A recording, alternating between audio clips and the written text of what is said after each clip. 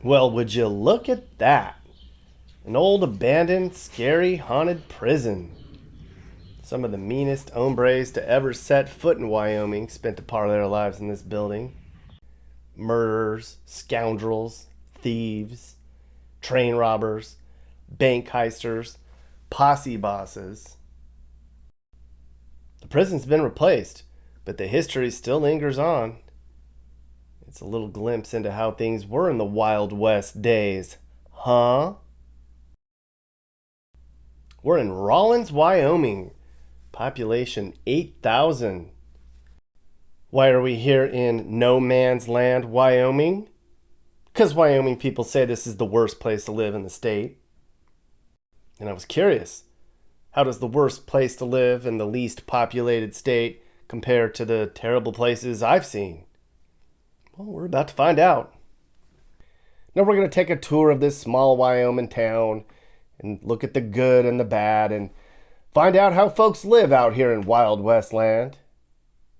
But I'll tell you what, Wyoming folks think this place is bad, then Wyoming folks have it made. Uh-oh.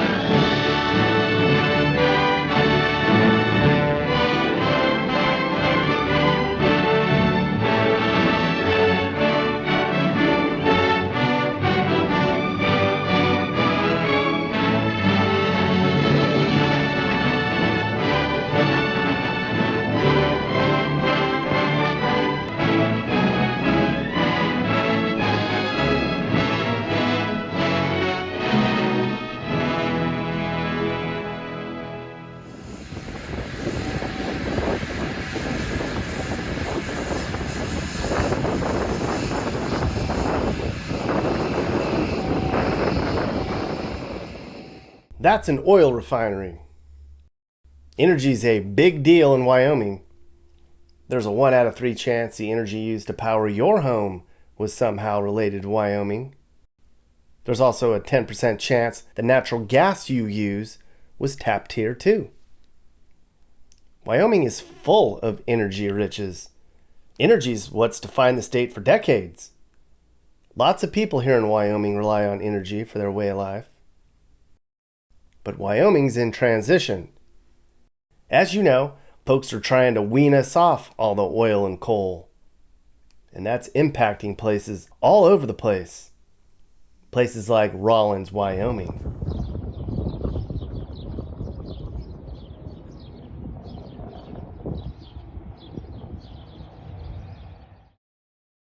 Rawlins is way out in the middle of nowhere on the high plains.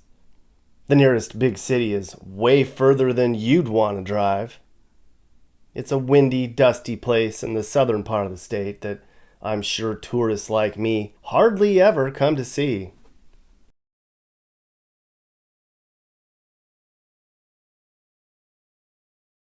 Now, like most small towns, Rawlins used to be thriving.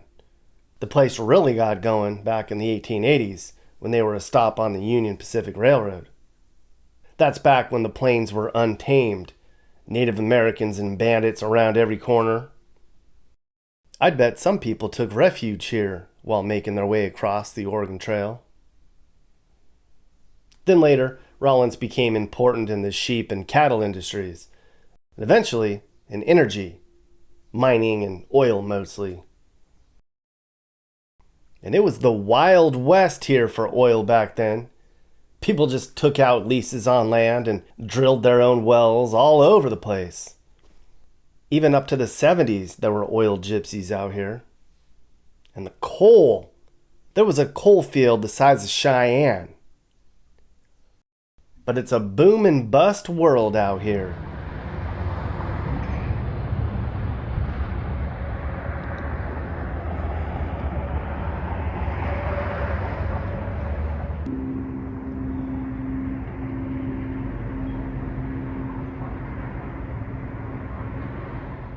When the oil's booming, a bunch of people come to town and everybody makes a lot of money.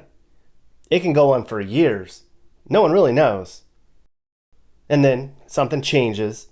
Maybe Washington decides we don't need as much oil, or sometimes they just run out of the stuff. And then, well, a lot of people leave.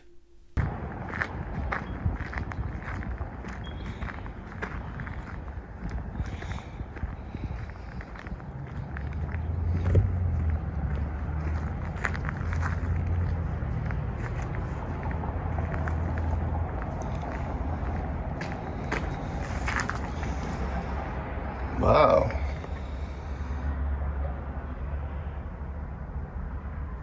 You drive around Rawlins and you see abandoned motels all over the place that used to house all the energy workers. I talked to some folks in town, and they said sometimes when times are good, somebody will come in and fix all this up and make a bunch of money before times get tough again. I don't have any perspective on anything, but it looks like times are kind of tough.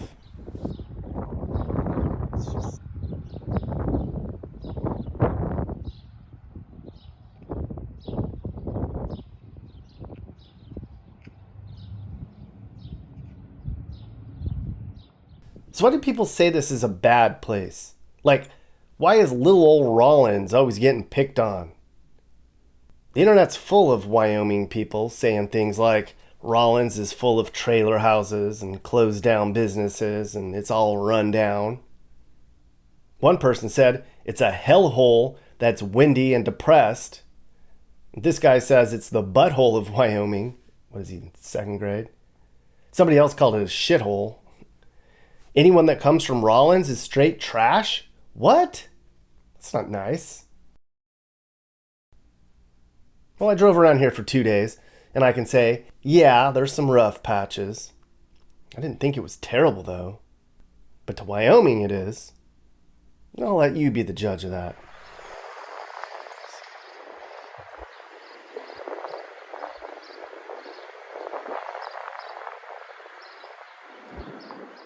This is what everybody says is the bad part of town. We're going to drive around here for a bit and see how things look. It's actually not that dangerous here in Rawlins. Just average crime stats for Wyoming, and Wyoming is safer than most other states. Nothing a back-a-spittin' police chief can't handle. I think there's some kind of a meth problem here. But where in the country isn't there a drug problem? The unemployment rate here isn't super high. People here actually earn more money than the average U.S. city. And clearly, you don't need a lot to get by out here.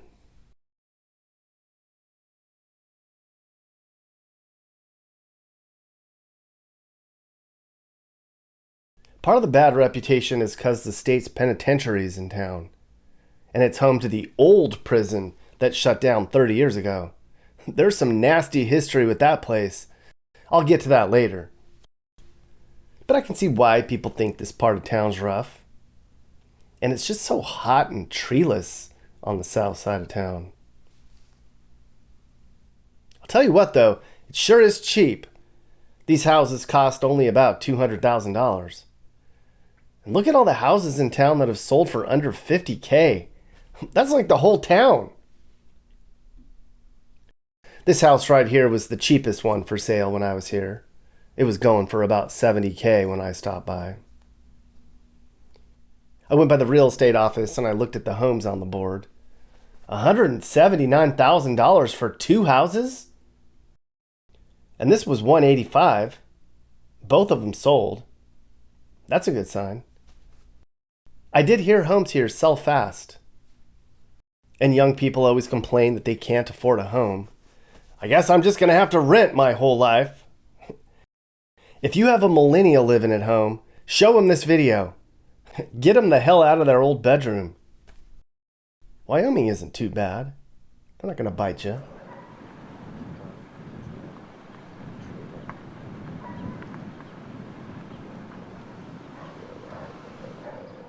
Then you go down to Deep South and you see a lot of generational hardship. People have been poor for decades down there. But it's not like that in the West. Wyoming doesn't have a culture of poverty.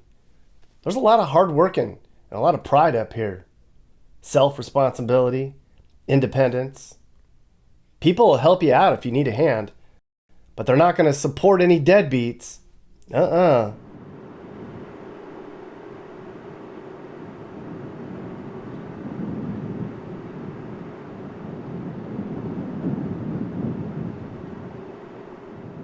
Now let's look at the nice part of Rawlins. The north end of town up against the hillsides has the most expensive homes in town. Houses up here on this street are in the 300,000s. Not too bad, huh? Looks pretty peaceful and clean. I hear that a lot of these newish neighborhoods were put in during an oil boom for the well-paid workers. And then when the boom's over, some people stay, and some people sell their house and move on to the next oil windfall.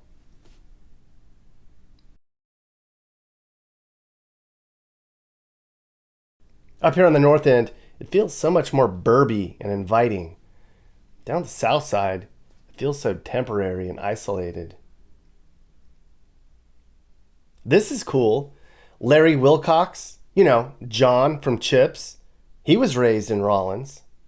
I don't think on this street, but somewhere in town. I used to watch Chips. I like that show.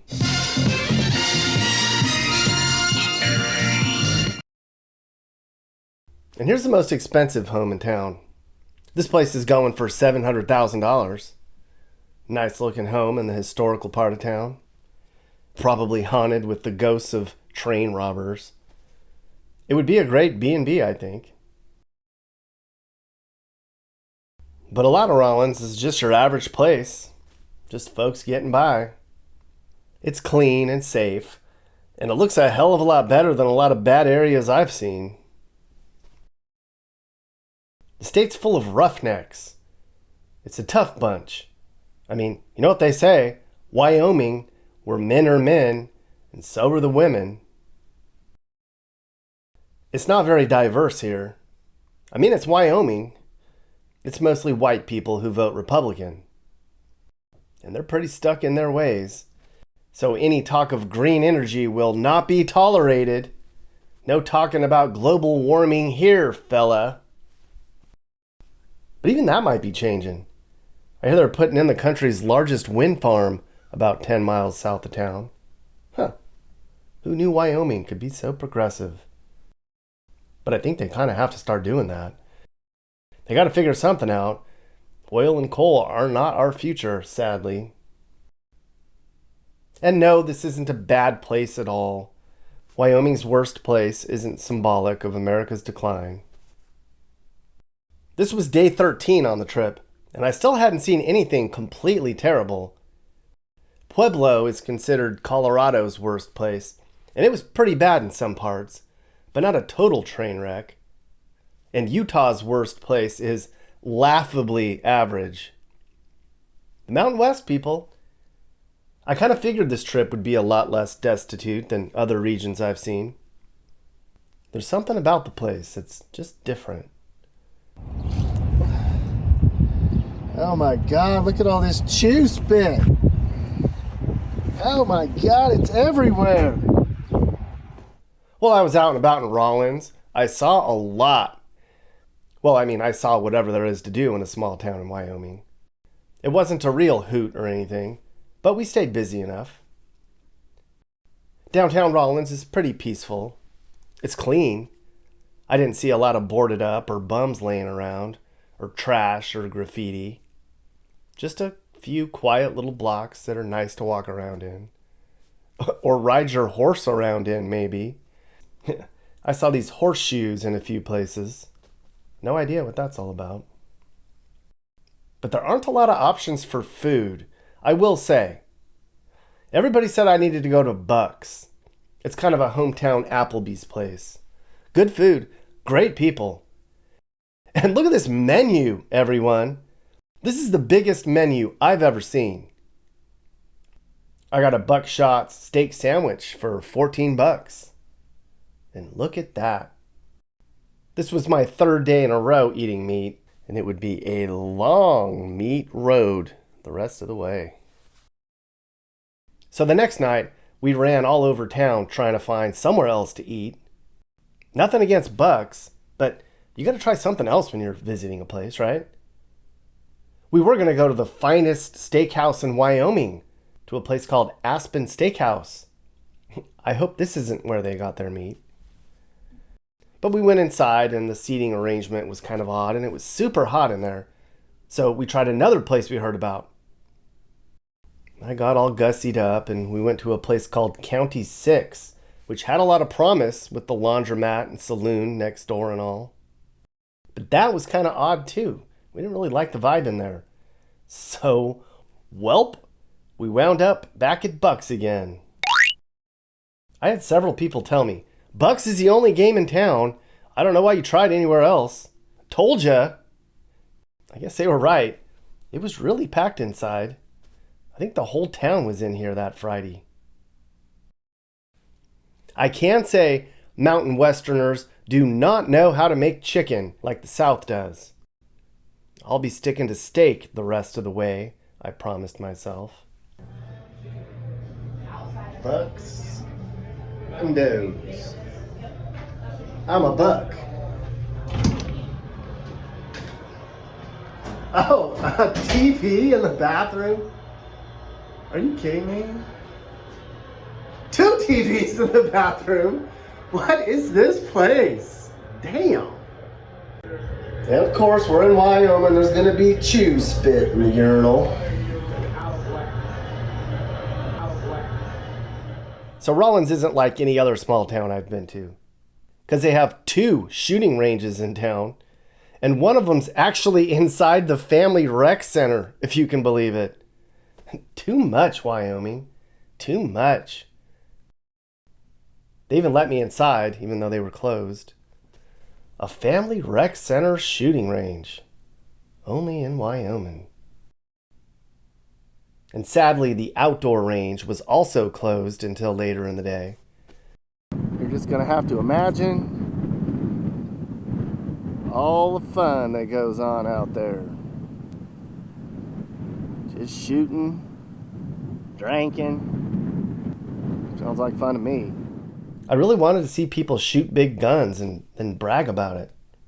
Smoke 'em if you got 'em. Well, there you go, Mappy. I'm glad someone's popping rounds off around here.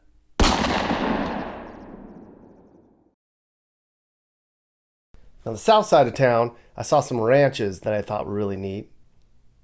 This is how things are in lots of Wyoming. Small towns with ranches scattered throughout. As you know, this type of life defines this state. It's the cowboy state.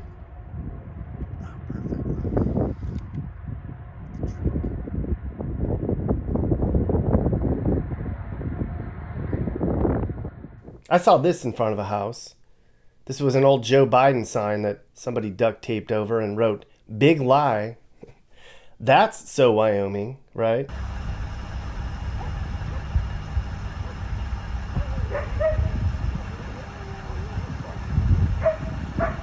It was really neat seeing deer everywhere. Something about deer wandering around in a town makes it seem so peaceful. They were everywhere. Downtown, in people's neighborhoods. Watching doe prance around inside of a fenced-in yard that they couldn't figure out how to get out of. This being Wyoming and all, I'm surprised some drunk dudes haven't shot at him yet. Well, maybe they have. Hey, deer. Hey.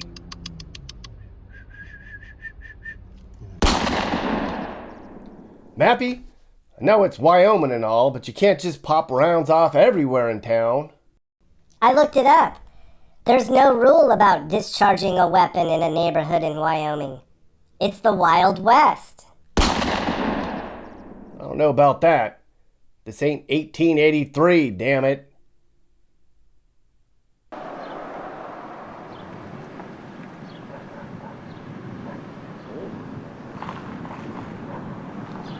And of course, I had to go to the area dive bars.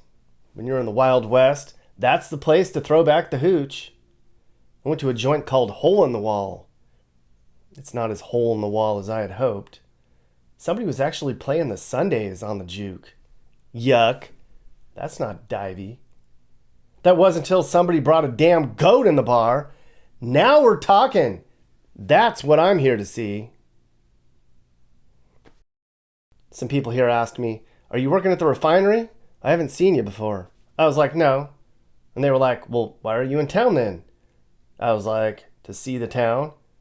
And they were like, "Why?" I noticed Bud Light's the official sponsor of the Cowboys.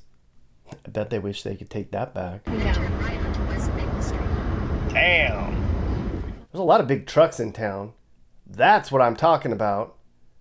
I spent a couple days in Cheyenne and I was like, where's all the big trucks at? Here is where they are. Local grocery store chain's a place called City Market. I think they have a monopoly on this whole region because I saw them all over Colorado too. Just a regular place, but where's the chicken? There's the beef. They actually have organic stuff here. I didn't think they had very many softies in this town. And they have this stuff here. I didn't think there was this type of crowd here either. Check this diner out. Pennies for the win. Now, I really appreciate greasy spoons like this more than people do who grow up in these small towns. Because in Southern California, we didn't have small diners like this.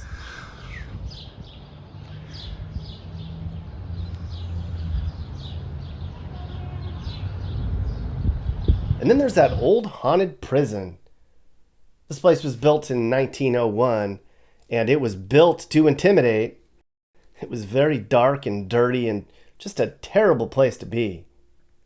Instead of spending the money to update it, they just shut the place down 30 years ago and rebuilt another one down the road. And now they do tours here. All of Wyoming's worst criminals were here, and the conditions were not ideal. The cells were tiny. They had stone slabs for beds. It was dark and dingy. The showers were only cold water. And if you refused to take a cold shower, they'd just hose you down outside.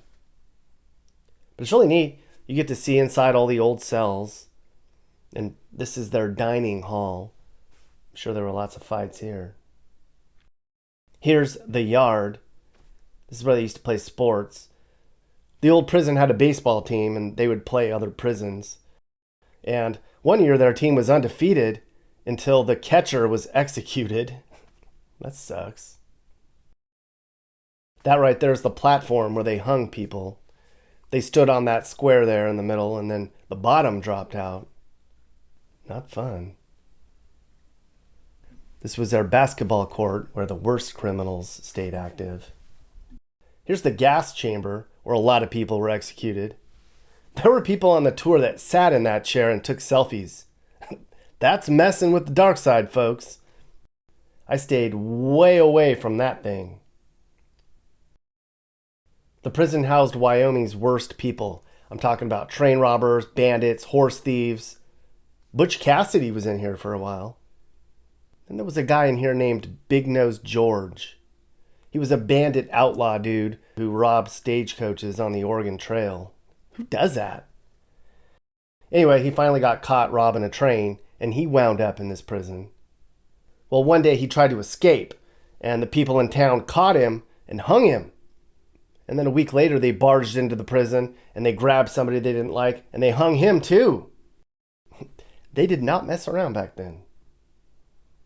Anyways, the town skinned Big Nose George, and then they made a pair of shoes out of him. And today they're in the Carbon County Museum. Yes, those are shoes made out of an Oregon Trail bandit skin. Too much, Wyoming. Too much.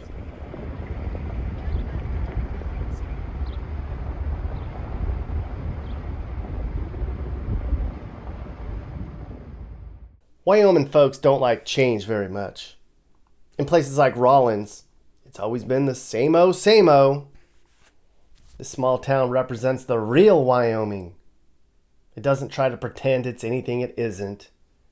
They don't try and present themselves with fake niceties. I think most of these people are solid, and they'll tell you what the hell's on their mind. So for the rest of the state to say Rawlins is a bad place to live, it's like picking on your own brother. Sure, it's a little beat up, but I don't think there's anything here that's different from any other place in Wyoming.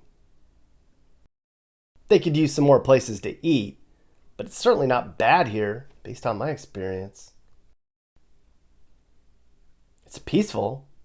There aren't any big city problems. And I bet hardly anyone here carries a big old mortgage and college loan debt.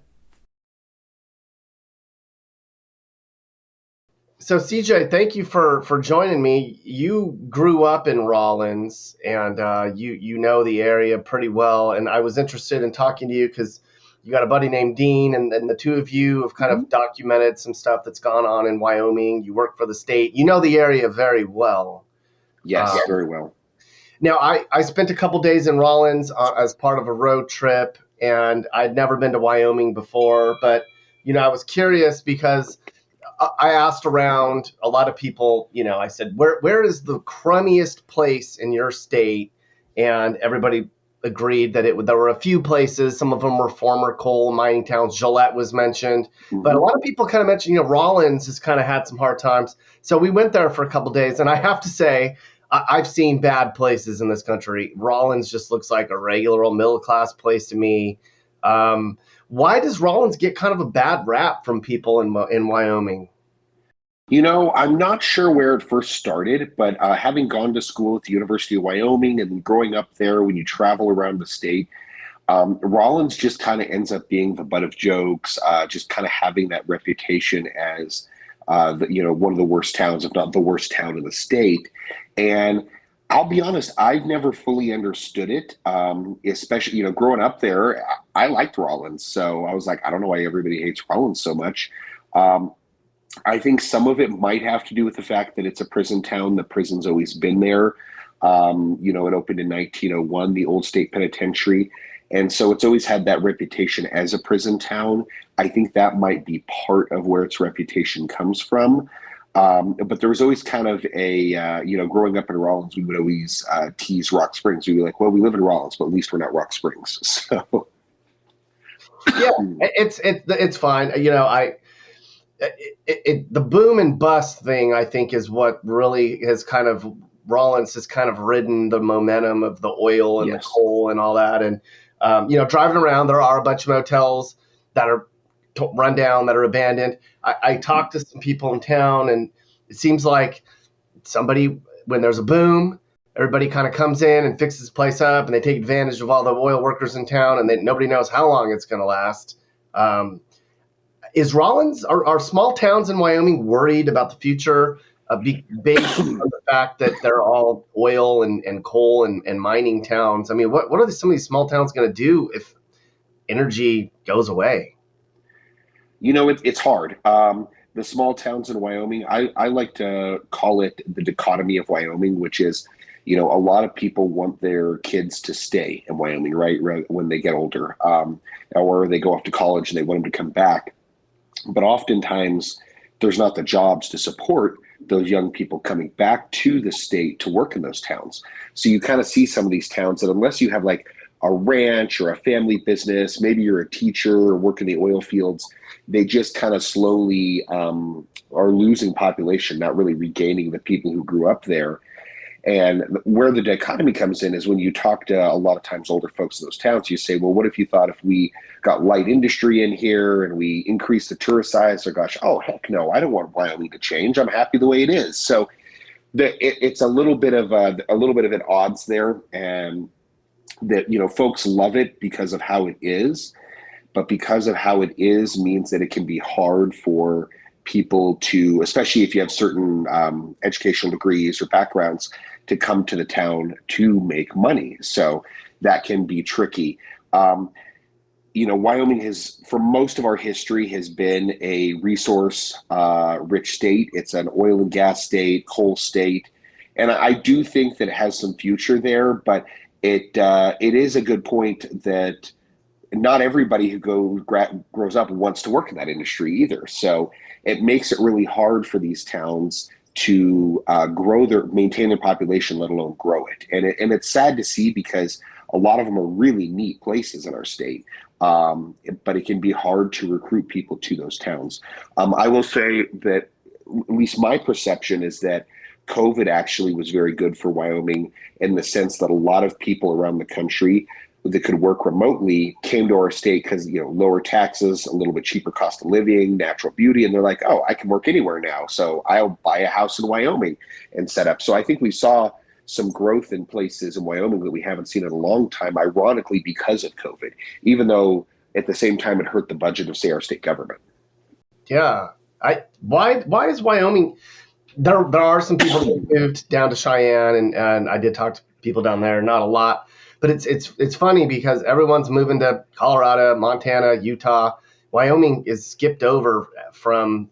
There's no buzz about Wyoming in terms of people fleeing there, moving there, wanting to move there. Is it just because of the harsh weather and the lack of jobs? Is that why it's not booming?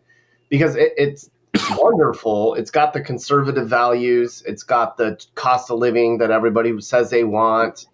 But no one's going there like they are nearby places. I think that there's a couple factors at play there. I think that one, the weather is harsh. And if you look at Wyoming as a state and you line us up with Colorado, we're shifted further to the west. So we have than, say, Colorado is. And so Colorado has more plains area, more, I guess, for lack of a better term, usable countryside, right? You can't just build on the side of a mountain. Wyoming has a much more narrow band of kind of plains and lower elevation for agriculture, things like that. Excuse me. So when you look at the state, a lot of it is not necessarily as easy to settle or set up different industries. And there's another problem we have in the state, which is infrastructure, right? And I think you hit a point where it grows and grows and grows, and then it's kind of exponential. It keeps growing. And a lot of that is, you take Colorado, right? Since I've been growing up, my family and I, we go down and visit Denver, Fort Collins, and it has just grown by unbelievable amounts since I was a kid. So it's fun. And what I particularly loved about Rawlins was not just Rawlins, but Carbon County as a whole, with all the little towns, right? Elk Mountain, Saratoga, Encampment, Medicine Bow, Hannah. And there was a time when I worked for the sheriff's department, and you'd go do a patrol and you'd visit those towns. And it was really fun because each little town had its own culture, its own atmosphere, its own kind of feel to it. And so when I always tell people I love Rawlins, they always kind of look at me like I'm crazy. And I'm like, well, I actually really love Carbon County, and Rawlins is part of Carbon County. Wyoming, when you look at our state, we don't have a lot of the base infrastructure to support some of that industry. Whether it's good enough internet, right? Good enough cable, enough population to support a big industry coming in to hire people, enough housing for folks to live at, even if they move into the area for a new job or something new coming to the state. So Wyoming, because it's so small, there's a lot you have to do, I think, to really get it to grow by leaps and bounds. And so it's like, I do believe that one day, all around us, I think will fill up at some point. So I think people will start saying, well, heck, the Wyoming's available. I can't afford Colorado or Utah now for whatever business or whatever you want to do. And I think that those places like Cheyenne, we're only 15 miles from Colorado. I think that will continue to grow, but I'll be surprised if the rest of the state fills in anytime soon. Yeah, it's pretty wide open out there. So Wyoming's very conservative, the most conservative place in the country. Small towns like Rawlins feel ultra conservative. What's it like in these little small towns from your perspective? How conservative is it? What kind of values do people have in these little Wyoming towns? So Wyoming, it is a very conservative state, and it's become more conservative as I've gotten older. When I was younger in Rawlins, for many, many years, we had a Democrat representative for our state house. And in fact, most people, if you ask someone in the northern part of the state about Rawlins, they'll tell you it's a Democrat town. Traditionally, the railroad that went through the southern part of Wyoming, that was the original transcontinental railroad route. And so you had a lot of railroad workers, you had union guys, and now those were the Democrat strongholds. The central and northern part of the state were more ag ranching, and that was much more conservative. Excuse me. So when you look at Wyoming's history, you actually see, for example, governors. for Republican and Democrats. If you go look at them, you'll see that it actually flips back and forth between Republican and Democrat governors for much of our history. And there are many times where the Democrats had control of the legislature, or there were times actually where there was even a tie, and they had a tie on a seat, and normally the House votes on who gets seated. Well, because it was a tie in the House and it was a tie on a race, there's a famous story of the governor of the rotunda flipping a coin and having the two representatives call it in the air to see who becomes a member. So it's changed, right? It's become more conservative in a place that already was very conservative. But Wyoming always has a little bit of a, in my opinion, libertarian streak to it.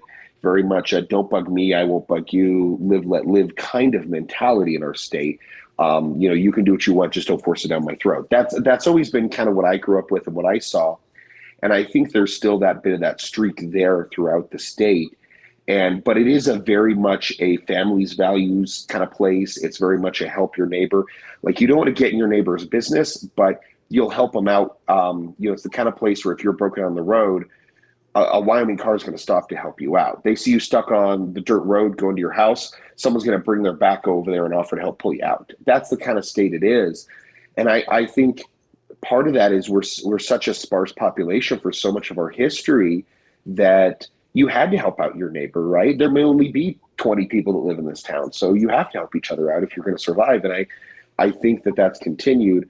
And I'll give a quote from, I used to work for one of our past U.S. senators, Mike Enzi, and he always said that Wyoming is one town with long roads. And I always thought that was a really good statement, because whenever I travel around the state, I always kind of feel at home, no matter where I am in Wyoming. It doesn't matter what town I'm in. I think that the value and the everything that lines up with what everybody says they want right now, safer, cheaper, wide open, work from home, somewhere I could raise my kids. Wyoming's got all of that, and who knows? It could be the next boom state. Someone's going to have to take the heat off of Colorado and the Nevada area and Florida and Texas and North Carolina, where I live, because that's where everyone's moving. There's going to have to be another flavor of the decade coming up. So who knows? It could be Wyoming. You can just deal with the hot, windy, and cold windy. I think that's, and a lot of people don't want to deal with that, and I get it. But there's lots of land. Yeah, the weather does make it hard, but you'll find when you've lived here a while or you're from here, you kind of fall in love with it. And it's hard to always put your finger on what you love about this state. It's like, you leave, and when you come back, whether it's a vacation, travel, when you drive in and you see that sign, "Welcome to Wyoming," there's kind of a good feeling. And I don't even know how to name what it is or why it is, but you do feel good when you cross back into the state, like kind of like you take a deep sigh, like back home. So it is a wonderful place. Are you looking to move and need advice? I do consulting. That's right. I'll sit down and talk about where the next perfect place for you and your family should be. I do it all the time. Together, let's find you a new home that's safe and checks all your boxes. And I can also help you find your new house too. Email me and I'll work with you on not just helping you figure out where to move, but I can help you find your perfect home too. That's right. I know awesome, reliable agents all over the country, and I'd love to connect you to somebody who can help you search for that perfect home. Hey guys, if you learned something new about America or what it's like to live in America, great. You should think about subscribing and turning on your notifications. You can also click one of these videos or playlists for more. This is Sage, Nick's manager. This has been a Corner House Entertainment production.